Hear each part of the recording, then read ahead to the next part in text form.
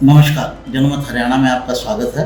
मैं हूं कमलकांत। साथियों, बीजेपी को जो झटका लगा वो मुख्य रूप से 3 राज्यों में लगा और इन 3 राज्यों की वजह से पार्टी इतनी नीचे आ गई। पार्टी को कई सीटें खोनी पड़ी और जो उसका जलवा जलाल पिछली सरकार में था वो सीटें खोने की वजह से इस सरकार में नहीं रहेगा। सरकार तो बन जाएगी, जैसे आपको पहले बताया है मैंने। एनडीए के नंबर 295 के आसपास रहने वाले हैं और 272 ही बहुमत का आंकड़ा होता है, लेकिन बीजेपी 245 के आसपास रहेगी, जो कि 272 से लगभग 27 सीटें जो है वो कम है। तो इन 27 सीटों के लिए उसे डिपेंडेंट रहना पड़ेगा अपने साथियों पर। तो जो 3 राज्य मुख्य रूप से जिन्होंने बीजेपी को झटका दिया, उनमें सबसे बड़ा राज्य तो है यूपी।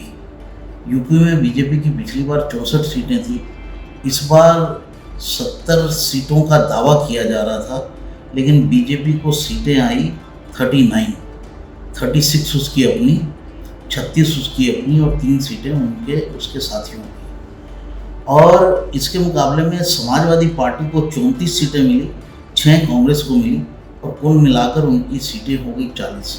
ऐसी अपेक्षा किसी को नहीं थी। ये बड़ा अप्रत्याशित रिजल्ट था।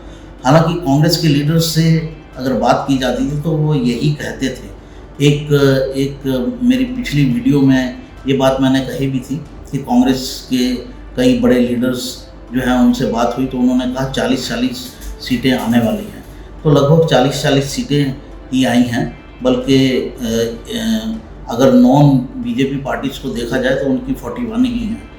तो सबसे बड़ा झटका बीजेपी को यहाँ लगा। दूसरा बड़ा झटका लगा बंगाल में। बंगाल से पार्टी को बहुत उम्मीद थी। एक इंटरव्यू में एएनआई के साथ प्राइम मिनिस्टर ने खुद कहा था कि हमारी इस बार जो परफॉर्मेंस रहने वाली है वो सबसे अच्छी बंगाल में रहने वाली है। पिछली बार बंगाल में कुल 42 सीटें हैं, पिछली बार बीजेपी को 18 सीटें मिली थी और वो अचंभित कर देने वाली थी और बीजेपी वहाँ की एक मेन प्लेयर होगी। आज भी जो 2 बड़ी पार्टियाँ हैं उनमें तृणमूल कांग्रेस के बाद बीजेपी ही है, लेकिन इस बार लोकसभा में उनको बहुत उम्मीद थी। लोग 30-32 सीटों तक का वादा कर रहे थे 42 में से, लेकिन उनको कुल सीटें जो आई हैं वो 12 आई और 29 सीटों पर दबदबा जो है तृणमूल कांग्रेस ने बनाया। एक और जो बड़ी स्टेट थी जिसे स्विंग स्टेट भी कहा जाता है, स्विंग स्टेट मतलब वो स्टेट जो पासा पलट सकती है, वो सही साबित हुई, वो थी महाराष्ट्र। महाराष्ट्र में बीजेपी को पिछली बार जो शिवसेना तब एक इकट्ठी पार्टी थी, टूटी नहीं थी, और बीजेपी और शिवसेना मिलकर लड़े थे तो उनको 43 सीट्स आई थी टोटल 48 सीट्स में से। भारत की ये वो स्टेट है जहाँ पर सबसे ज़्यादा, दूसरे नंबर पर सबसे ज़्यादा सीट्स हैं। लेकिन इस बार उन्होंने, बीजेपी ने कोशिश की कि किसी तरह से जो उद्धव की पार्टी शिवसेना जो उस समय उद्धव के पास थी, वो बीजेपी के अलायंस से टूटकर दूसरी तरफ चली गई। वो चाहते थे कि वो सीएम रहें और उनका बेटा जो है वो उनके बाद सीएम बने। ये बीजेपी को मंजूर नहीं था, क्योंकि बीजेपी की सीटें विधानसभा में शिवसेना से ज़्यादा आई थी, लोकसभा में भी। लेकिन जब वो टूट गए तो फिर बीजेपी ने भी शिवसेना को तोड़ दिया और शरद पवार की पार्टी को भी तोड़ दिया। शायद लोगों को ये पसंद नहीं आया और एक सिंपैथी फैक्टर रहा उद्धव ठाकरे के पास।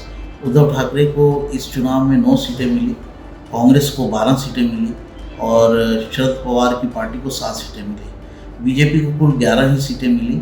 शिवसेना को, जो शिंदे वाली शिवसेना है, उसे 7 सीटें मिली और 1 सीट जो है वो एनसीपी को मिली। तो बीजेपी की तरफ कुल 19 ही सीटें रही और जबकि दूसरी तरफ जो महायुति थी, कांग्रेस, शरद पवार की, एनसीपी की और उद्धव ठाकरे की, उन्हें 28 सीटें मिली। ये भी एक बड़ी घटना थी इस चुनाव के अंदर। इसके अलावा कुछ छोटी छोटी स्टेट्स भी थी जहाँ पर बीजेपी को नुकसान हुआ, जैसे राजस्थान में हुआ, हरियाणा में भी होने की उम्मीद है। हरियाणा का फाइनल रिजल्ट आ जाए तो हम आपको बताएंगे, पर अभी ऐसा लग रहा है कि दोनों ही तरफ 5-5 सीटें रहने वाली हैं, कांग्रेस की तरफ और बीजेपी की तरफ। अगर हरियाणा के जो एंटी इनकम्बेंसी को देखा जाए तो 5 सीटें भी एक सम्मानजनक सीटें मानी जाएंगी बीजेपी के लिए। फिर भी उसका डिटेल हम आपको दूसरे वीडियो में देंगे। तो ये वो एक स्टेट थी जहाँ बीजेपी को झटका लगा। बीजेपी को कुछ सीटों में फ़ायदा भी हुआ, जैसे उड़ीसा में हुआ, तेलंगाना में हुआ, आंध्र प्रदेश में हुआ, कर्नाटक में भी बीजेपी को झटका लगा। तो कुल जमा जो मेन 3 स्टेट थी वो ये थी, और इसके लेसन्स लिए जाने की ज़रूरत है। नरेंद्र मोदी एक बार फिर से प्राइम मिनिस्टर तो बन सकते हैं, लेकिन जो उनका स्टाइल ऑफ फंक्शनिंग था, जिसको वो समझ रहे थे कि जनता एक्सेप्ट करेगी, वो जनता ने एक्सेप्ट नहीं किया। ख़ास तौर से ये बात जनता के गले नहीं उतरी कि जिस व्यक्ति को आप करप्ट बताते हो, भ्रष्टाचारी बताते हो, फिर उसको पार्टी में शामिल कर लेते हो। तो ये कैसे हो सकता है? या तो वो भ्रष्टाचारी है या वो आपकी पार्टी में आने के लायक है। तो आप अगर भ्रष्टाचारी बता रहे हो तो फिर आप उसे अपनी पार्टी में शामिल नहीं करो। अगर आप उसे पार्टी में शामिल कर लेते हो तो अपोजिशन का ये जो आरोप है वो स्टिक कर जाता है कि आप लोगों को ईडी के माध्यम से धमकाते हो और फिर उसकी ज़रूरत के अनुसार अपनी पार्टी में शामिल कर लेते हो, या आप ऐसे लोगों से चंदा लेते हो जो ईडी में तो कुछ ये इस तरह के एब्रेशंस जो पार्टी में आ रहे थे उसका नुकसान हुआ। ये बात नरेंद्र मोदी जी को समझनी होगी, अमित शाह जी को समझनी होगी कि किस तरह से फंक्शनिंग करनी। फंक्शनिंग लोग पसंद करते हैं कि आप जायज़ तरीके से चलें, ऑफ एंड ऑन कोई एक आधा पॉलिटिकल गिमिक कर लें तो वो एक्सेप्टेबल है, लेकिन अगर पॉलिटिकल गिमिक के ऊपर ही आपका खेल चलना शुरू हो गया तो वो लोग एक्सेप्ट नहीं करते हैं, और चुनाव में वही हुआ है।